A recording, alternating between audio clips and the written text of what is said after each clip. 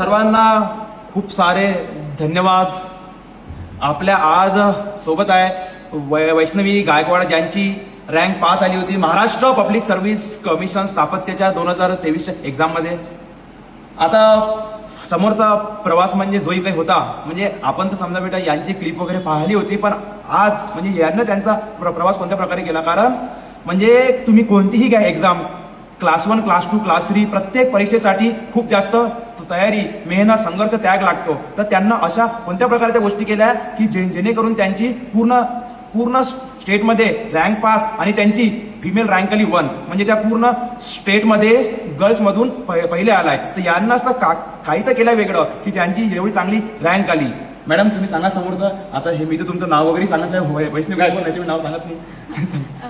Thank you sir इथे बोलवलं मला. खरं तर मी 2023 मध्ये क्लासेस हुडकत होते कुठले लावायचे. 21 पासून मी मेन्सची तयारी करते. 21च्या मेन्सला होते, पण त्यावेळेस माझे क्लासेस एवढे चांगले नव्हते. 21च्या मेन्सच्या वेळेस मला सरांच्या क्लासेस बाबतीत कळालं.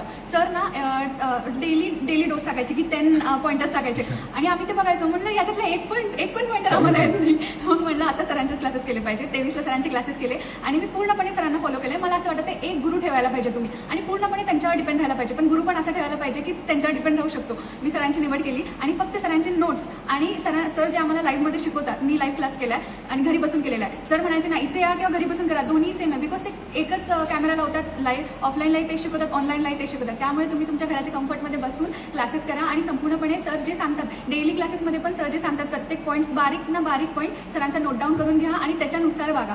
सर जसं सांगतात की रिव्हिजनचे टाईप्स, डायरी मेंटेन करा, ते सगळं मी केलेलं आहे की मी डायरी पण मेंटेन केलेली आहे. सर सांगायचे की पहिले लेक्चर्स करा आणि जुने लेक्चर्स 1.5च्या स्पीडनी नंतर बघून काढा. मी तेही केलेलं आहे सर. डबल लेक्चर केलेलं आहे. सो सर जे सांगतात ना प्रत्येक कुठलाही पॉईंट असं निग्लेक्ट करू नका की यार ठीक आहे जाऊ दे, हे काय आळस करू नका. जे सर छोटे पॉईंट सांगतात ते पॉईंट्स छोटे करतच एक मोठा रिझल्ट येऊ शकतो, ज्याचं मला वाटतं की मी उदाहरण आहे. सो तेच झालेलं आहे. सो सरांचे प्रत्येक पॉईंट्स नोट डाऊन करून घ्या आणि रिव्हिजन, सर जे म्हणतात रिव्हिजन करा, रोज रिव्हिजन करा, डायरी मेंटेन करा, 2-3 डायऱ्या करा, 2-3 प्रकारच्या, एक नोटसाठी करा आणि सर जे सांगतात की हार्ड टॉपिकसाठी एक वेगळी छोटी डायरी करा आणि ती रोज रिवाईज करा. मी ती केलेली आहे. हार्ड टॉपिकसाठी एक वेगळी डायरी केली होती आणि ती रिवाईज केलेली आहे. सो असं झालेलं आहे. So thank you.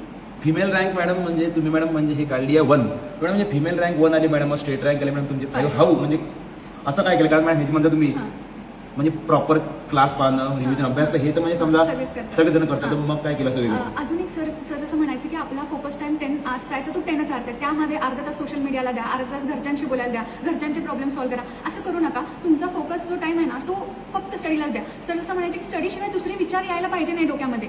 आपण जर अर्धा मिनिटं कुणाशी तर बोललो तर त्याचे 1 तास आपल्या डोक्यात विचार चालू राहतात की मी हिच्याशी काय बोलले, हिनी मला काय सांगितलं असं. सो मला वाटतं की ते सगळं टाळा, थोडंसं स्वतःला अलिप्त करा या सगळ्या आपल्या याच्यामधून. आणि मला ते खूप वाटतं आहे, माझं मी ते केलं. कारण कंटिन्युअस माझ्या डोक्यात मी स्टडीचेच विचार करायचे. कधी दुसरे विचार आले ना मी माझ्या फ्रेंडशी बोलायचे आणि सांगायचे अरे यार मी वेगळा विचार करत आहे, हे सर सांगतात. म्हणजे मी खरंच सरांना खूप जास्त फॉलो केलेलं आहे प्रत्येक छोट्या गोष्टींमधून पण.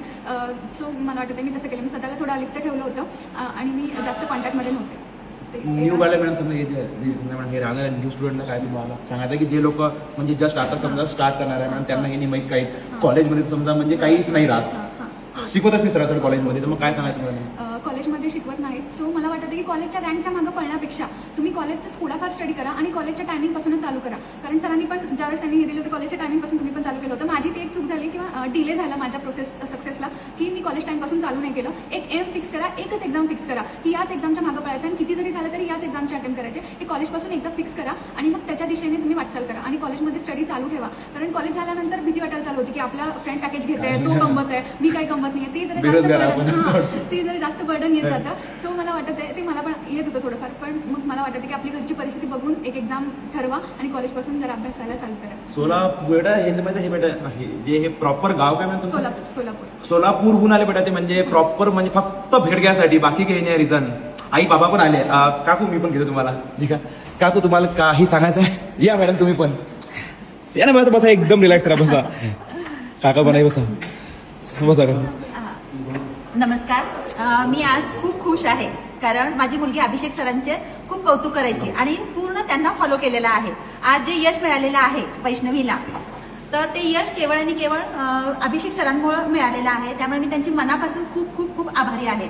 आणि मुलांना तुम्हाला सगळ्यांना सांगते की आई वडिलांना विश्वासात घ्या, कारण हा जो MPSC जो आहे तो जो रस्ता आहे त्याला यश कधी मिळेल किती वेळाने मिळेल, किती ॲटम होतील हे आपल्याला सांगता येत नाही. तेवढी चिकाटी तुमच्याकडे पाहिजे. आणि माझ्या वैष्णवीने जसा अभ्यास केलेला आहे ती जशी सांगते, सगळ्यात जास्त सरांचं तुम्ही ऐका. सर, तुम्ही खूप नशिबान आहात की सर तुम्हाला इतके चांगले सर मिळालेले आहेत. मग फक्त सर्व मुलांना मी एवढंच सांगते की सरांचं ऐका आणि हा जो सुपर 40 क्लास आहे तो फॉलो करा. यश नक्की तुम्हाला मिळणार आहे. काका तुम्ही आता तुम्हाला काय सांगता? 2-3 मिनिटं. हो हा ना मॅडम. मॅडम गेला तुम्ही पण बसा, तुमच्या बाबाजवळ बसा. आज सोलापूरहून जवळपास 600 किलोमीटर प्रवास करून आम्ही अभिषेक सरांना केवळ थँक्स मांडण्यासाठी आलेलो आहोत. आम्हाला हजारो लोकांनी आमचं कौतुक केलं, हजारो लोकांनी आम्हाला शुभेच्छा दिल्या. या शुभेच्छाचे जे हक्कदार आहेत ते अमरावतीच्या सुपर 40 क्लासचे अभिषेक दामणगावकर सर. आम्ही केवळ त्यांचं कृतज्ञता व्यक्त करण्यासाठी एवढ्या लांबून आम्ही आलेलो आहोत. आणि त्यांची कृतज्ञता एका छोट्याशा भेटीमुळे पूर्ण होणार नाहीये, पण एक आमची नैतिकता म्हणून आम्ही आज त्यांची भेट घेतली आणि त्यांना खूप खूप धन्यवाद व्यक्त केले. आयुष्यात ज्याला कोणाला या परीक्षेमध्ये यायचं आहे त्यांनी अभिषेक दामणगावकर सरांचं सुपर 40 क्लासेस जॉईन करा डोळे झाकून, आणि ते जे सांगतील त्या पद्धतीने फॉलो करा. धन्यवाद. मॅडम काही तुम्हाला अजून काही सांगायचं आहे का? तुम्ही यादी बसला एक मिनिट तुम्ही बसा. मॅडम सांगा, तुम्हाला काही सांगायचं एकदम म्हणजे वर्ड एक असते ना, लास्ट वर्ड स्टेटमेंट. मला असं वाटत आहे स्वतःवर विश्वास ठेवा. मेन थिंग ती आहे की स्वतःवर विश्वास ठेवा. आज नाही तर उद्या होऊन जाईल. विश्वास ठेवा आणि प्रामाणिकपणे प्रयत्न करा. स्वतःला फसवू नका.